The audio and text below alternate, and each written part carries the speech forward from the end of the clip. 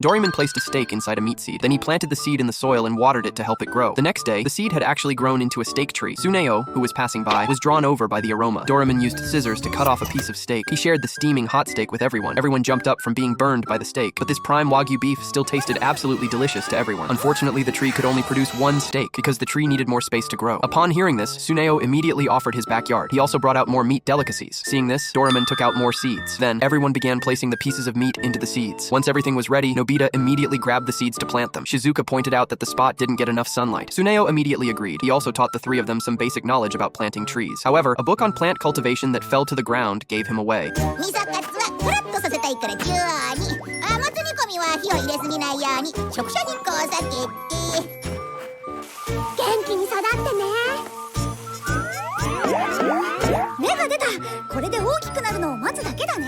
Tsuneo brought chicken manure for Nobita to fertilize the seeds. To grow the most perfect meat-bearing trees, he wouldn't allow anyone to be even slightly careless. Under their careful tending, the meat seeds grew rapidly. By evening, the seeds had turned into towering trees. That night, the weather forecast predicted a severe storm was coming. Tsuneo was busy setting up supports for each tree. Nobita and Doraemon arrived just in time to help. Together, they stretched a windbreak net over all the meat trees. Soon, the meat tree was covered with plump, plentiful fruit.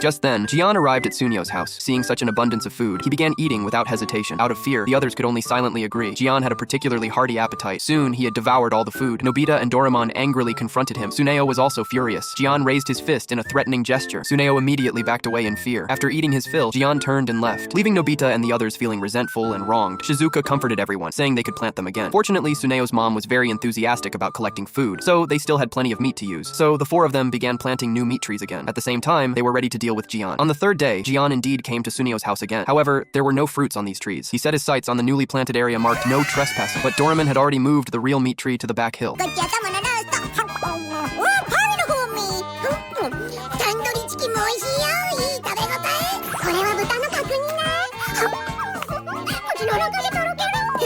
Nobita walked up to a steak tree. The strong smell of the steak made him a bit hesitant to take a bite. It turned out this was goat meat that Tsuneo had specially grown. Not far away, there were also bear meat, venison, and wild boar meat. Nobita wondered if these meats were edible. Shizuka was already hooked on eating them. Doraemon guessed that Jian must have arrived at Tsuneo's house by now. And just as they had expected, Jian thought the warning sign was just a scare tactic. He casually plucked a fruit and popped it into his mouth. Instantly, his face turned bright red from the heat. It was the extra spicy fried chicken that Tsuneo had specially grown. Although it tasted delicious, the terrifying spiciness was too much for most people to handle.